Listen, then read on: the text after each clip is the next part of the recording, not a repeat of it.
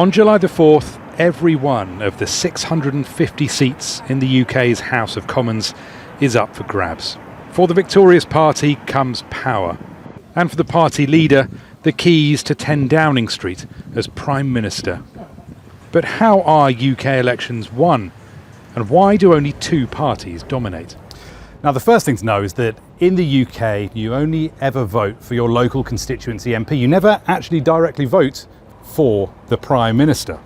The second thing to know about is first past the post, the system by which seats over there are allocated. And I'm going to use some meat pie charts to illustrate. Now, many countries use proportional representation, where seats in the Parliament are directly proportional to each party's vote share. But in the UK, only the party that wins each constituency, or the first past the post, gets that seat. So, in theory, you could have a party coming a tight second in every constituency in the country and still winning no seats in Parliament, no piece of the pie. That never actually happens, but first past the post does have a profound influence on British politics. Particularly for smaller parties or parties that have their support more evenly distributed across the country, it is quite hard to get members of Parliament elected. So we've ended up with a two-party system. So Tom, what do the two big parties have to do then to win power? They have to build broad churches. What they have to do is to bring into their party quite a wide range of political views. Sometimes perhaps the left of one party almost crosses over with the right of another.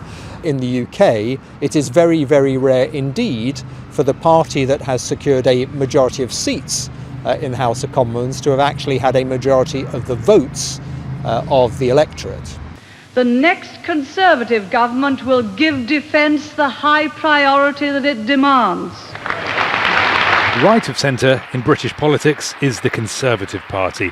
It's traditionally favoured low taxation, private enterprise and social conservatism. Left of centre is the Labour Party. It favours workers' rights, public services and is more socially liberal. The last 5 Prime Ministers have been Conservatives. But the polls say the party is on course for its worst ever defeat. Stop the chaos, turn the page and start to rebuild our country. Labour and its leader Keir Starmer, meanwhile, are poised for power. Rory, Challands, Jazeera, London. Make sure to subscribe to our channel to get the latest news from Al Jazeera.